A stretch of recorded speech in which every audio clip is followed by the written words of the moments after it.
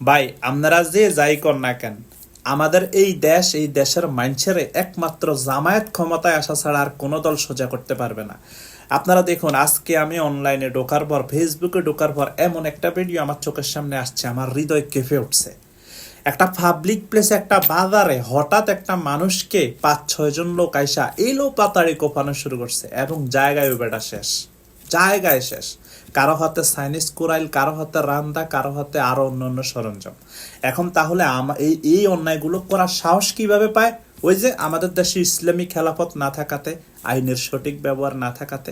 তো এই যে আপনার আওয়ামী লীগ বলেন, বিএনপি বলেন, অন্যান্য দল বলেন, এই দলগুলো আসলে এই এই অন্যায় অত্যাচারগুলো চলতেই থাকবে। একমাত্র ইসলামিক দল আসলে ইসলামিক খেলাফত চালু হয়ে যাবে এবং অন্যায়ের সঠিক বিচার হবে, মানুষ আর অন্যায় করতে সাহস করবে না।